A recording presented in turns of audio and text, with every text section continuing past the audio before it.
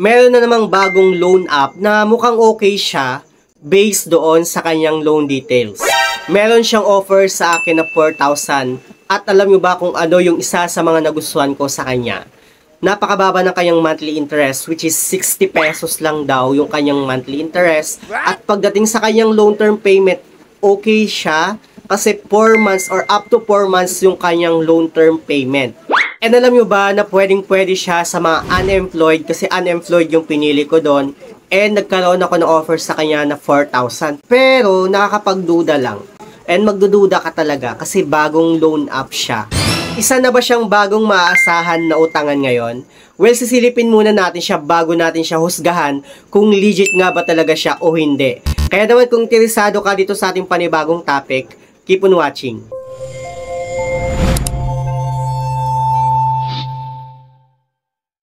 Hello guys, it's Ciel Mariano and welcome back to my YouTube channel.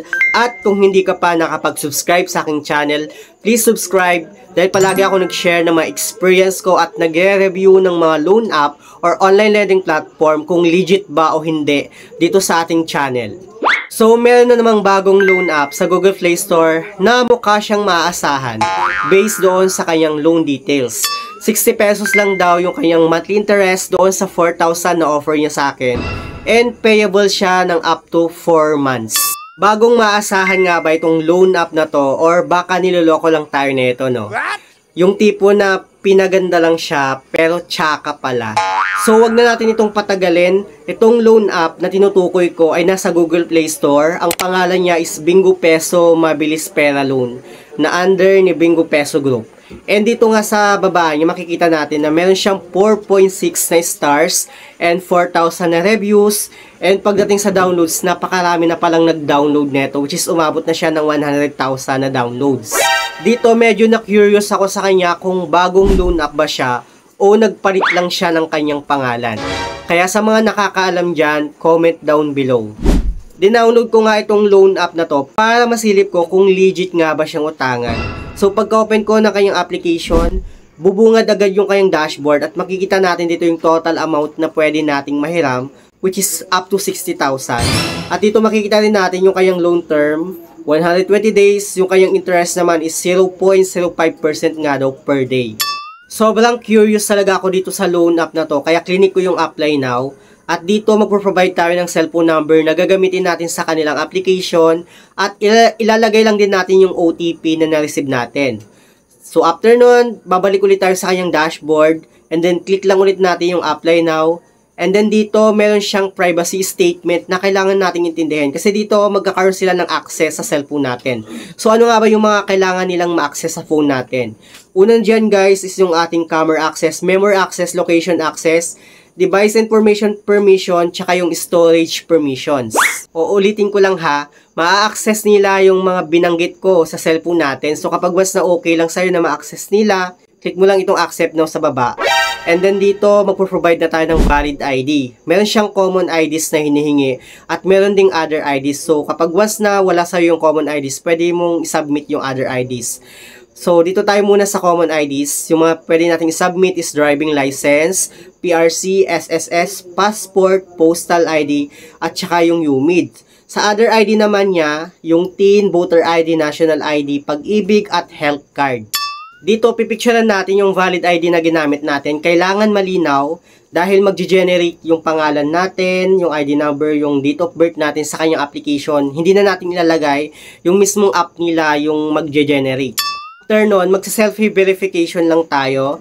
And then, meron pa tayong additional information na kailangang fill upan.